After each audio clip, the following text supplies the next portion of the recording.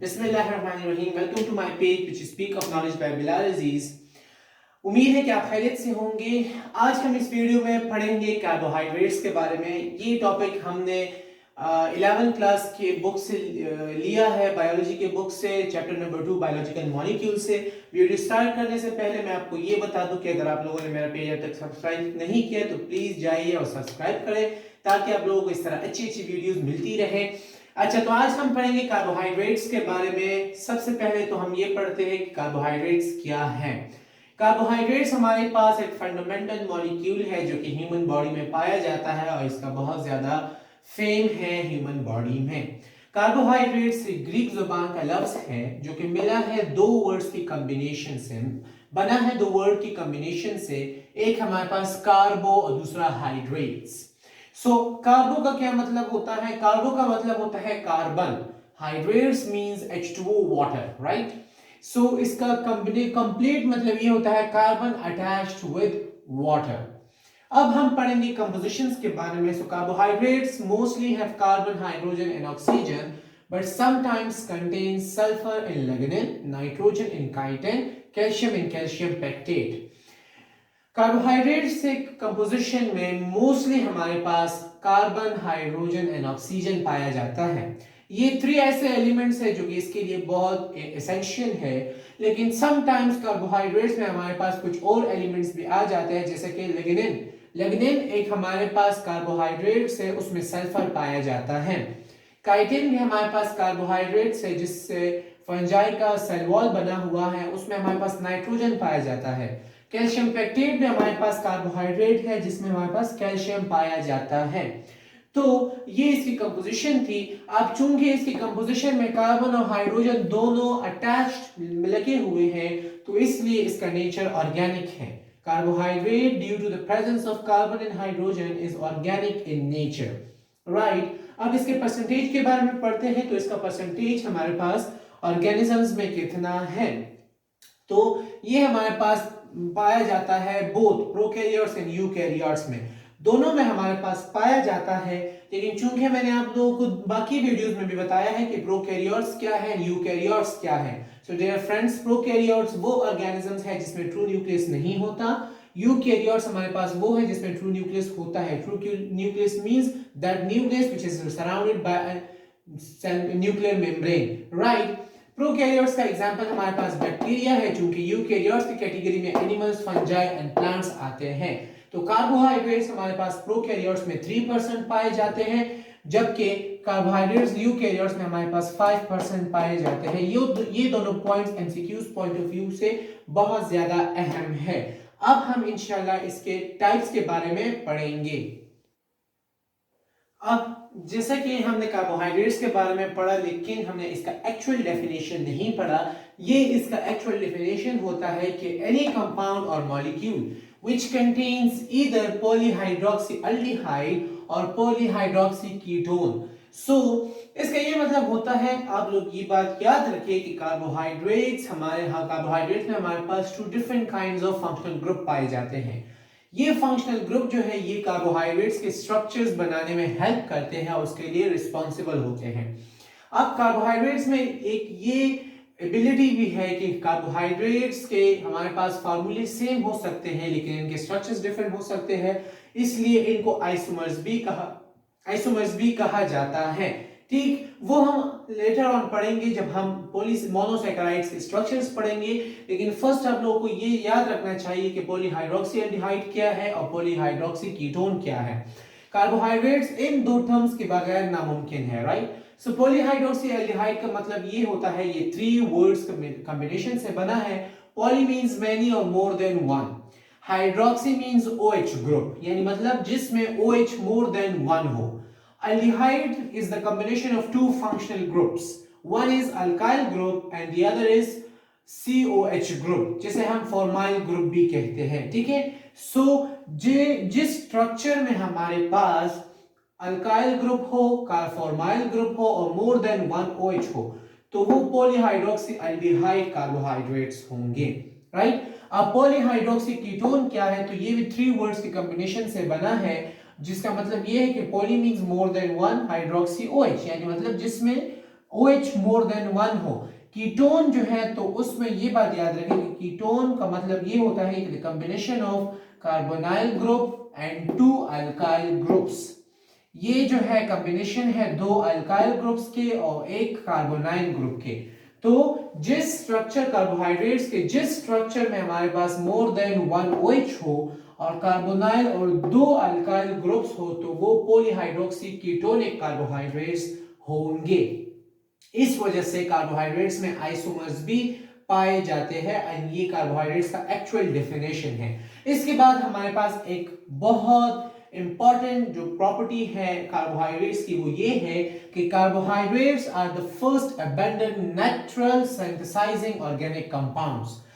बाकी जितने भी हैं चाहे वो प्रोटीन्स हैं, चाहे वो लिपिड्स है, चाहे वो न्यूक्लियोटाइड्स है, वाटर है, जो कि फंडामेंटल मॉलिक्यूल्स की मैं बात कर रहा हूं, तो वो उन्हें ये प्रॉपर्टी हासिल नहीं है। ये सिर्फ और सिर्फ कार्बोहाइड्रेट्स को हासिल है। और ये क्यों हासिल है? क्योंकि they have been formed from zero. और ये तब होता है जब इनके अपने यूनिट्स नहीं होते। जब इनके अपने यूनिट्स नहीं होते तो फिर ये इनऑर्गेनिक एलिमेंट्स के मिलाप से भी अपने आप को बना सकते हैं। तो ये कार्बोहाइड्रेट्स की एक बहुत बड़ी प्रॉपर्टी है कि ये लोग जीरो से भी बन सकते हैं, यानी मतलब अगर इनके अपने यूनिट्स ना हो तो ये इनऑर्गेनिक एलिमेंट से भी बन सकते हैं। अब हम इसके टाइप्स के बारे में पढ़ेंगे।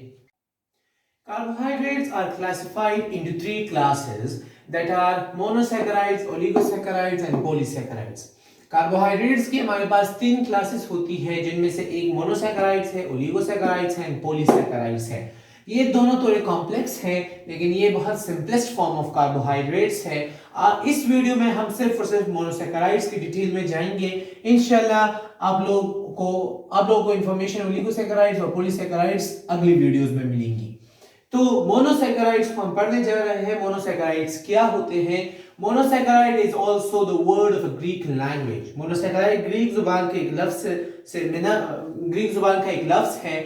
Mono means one and saccharide is derived from a Greek word saccharum which means sugar. Saccharide actually saccharum से डिराइव्ड हुआ है जिसका मतलब शुगर है। मोनोसैकेराइड्स बहुत सिंपलेस्ट कार्बोहाइड्रेट्स है। इसकी कुछ स्पेसिफिक प्रॉपर्टीज होती है, उन प्रॉपर्टीज के बारे में हम पढ़ते हैं।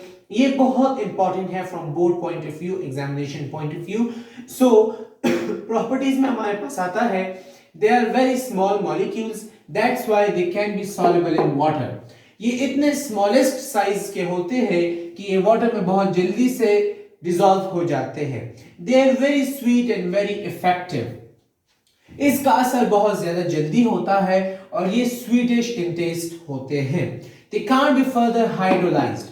ये फर्दर हाइड्रोलाइज्ड नहीं होते। नाउ हाइड्रोलाइज्ड क्या होता है?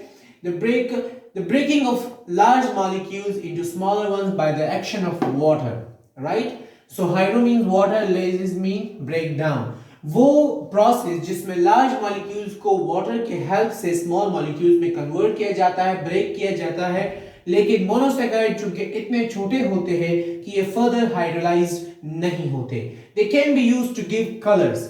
मोनोसैकेराइड्स को हम यूज कर सकते हैं कलर्स के ऑप्टेशन के लिए। कलर्स को ऑब्टेन करने के लिए भी हम मोनोसैकेराइड्स यूज कर सकते हैं। दे कैन बी डिकम्पोज्ड। चूंकि ये लार्ज मॉलिक्यूल्स नहीं होते, ये सिंपल स्मॉल मॉलिक्यूल्स होते हैं तो ये आसानी से डिकम्पोज्ड होते हैं। चूंकि हाइड्रोलाइज नहीं होते तो छोटे मॉलिक्यूल्स की जो ब्रेक डाउन होगी तो वो डिकम्पोजिशन कहलाएगी, इसलिए ये डिकम्पोज हो सकते हैं। मोनोसैकेराइड की एक बहुत यूनिक प्रॉपर्टी ये है कि ये आइसोमर्स भी इनके होते हैं। They contain isomers and stereoisomers too. इनके आइसोमर्स एंड स्टीरियो आइसोमर्स भी होते हैं। अब आइसोमर्स और स्टीरियो आइसोमर्स क्या है उस पर हमारी एक न्यू वीडियो अपलोड होगी जिसमें उनके बारे में डिटेल होगी। लेकिन यहां पर मैं थोड़ा सा इनके बारे में बता दूं कि आइसोमर्स वो होते हैं जिनके फार्मूले सेम हो लेकिन स्ट्रक्चर्स डिफरेंट हो ड्यू टू फंक्शनल ग्रुप्स। लेकिन स्टीरियो आइसोमर्स वो होते हैं जिनके फार्मूले भी सेम हो, जिनके स्ट्रक्चर्स भी सेम हो लेकिन उनमें एटम्स की ओरिएंटेशन या अरेंजमेंट डिफरेंट हो। अब हम इसके फार्मूलाज और स्ट्रक्चर्स के बारे में पढ़ेंगे। In monosaccharides, the number of carbon has great importance. Monosaccharides को मोस्ट प्रोबेबली इनका जो फार्मूला होता है या इनका नेम्स जो होते हैं तो वो कार्बन के नंबर्स पे भी बहुत ज्यादा डिपेंडेंट होता है। नाउ मोनोसेकेराइड्स में जब हमारे पास 3 कार्बन होंगे तो उनको हम ट्रायोसिस कहेंगे। अगर इनमें 4 कार्बन होंगे तो उनको हम टेट्रोसिस कहेंगे। अगर उनमें हम 5 कार्बन होंगे तो पेंटोसिस। इफ दे हैव 6 कार्बन तो हेक्सोसिस। इफ हैव 7 कार्बन तो हेप्टोसिस। अब ये इनके नेम्स हैं, इनको कार्बन के बेसिस पे दिए गए हैं, नंबर ऑफ कार्बन के बेस पे। अब ये लोग बाज औकात ये सोचते हैं कि इनके फार्मूलेस तो बहुत डिफिकल्ट है, उसे हम कैसे याद रखेंगे। इस हर एक का अलग अलग फार्मूला होता है, लेकिन वो बिल्कुल मुश्किल नहीं है। उसके लिए एक रूल होता है making of formula, CH2 as a whole n, ये इसके लिए रूल है। इसको आप लोग याद रखें तो इससे हम हर एक का फार्मूला अलग अलग बना सकते हैं। ये CH2 as a whole n में ये n जो है so represent the number of carbons. Monosaccharide के लिए जैसा कि हमने कहा कि नंबर ऑफ कार्बन्स बहुत ज्यादा मैटर करता है, तो जैसा कि इसमें 3 carbons, 4 carbons, 5 carbons, 6 and 7 carbons है, इस नंबर ऑफ कार्बन्स को जब हम इस फार्मूले में पुट करें तो इसका फार्मूला बड़े आसानी से बन सकता है। जैसे कि अब नंबर 1 ट्रायोसिस में 3 कार्बन्स हैं, so carbon CH2 as a whole n की जगह 3 पुट कर ले, so 3 1s are 3 carbons and H2 3 2 times 6। तो इसमें हमारे पास वही हो जाता है कि जो 6 है कार्बन है वो भी 3 हो जाएंगे, H6 हो जाएगा और O भी इस कार्बन की वजह से O3 भी आ जाएगा। तो इसकी वजह से हम फार्मूला बड़ी आसानी से बना सकते हैं CH3 as a whole n। तो ट्रायोसिस का जो हमारे पास फार्मूला है वो है C3H6O3, टेट्रोसिस का C4H8O4, पेंटोसिस का C5H10O5, हेक्सोसिस का C6H12O6, हेप्टोसिस का C7H14O7।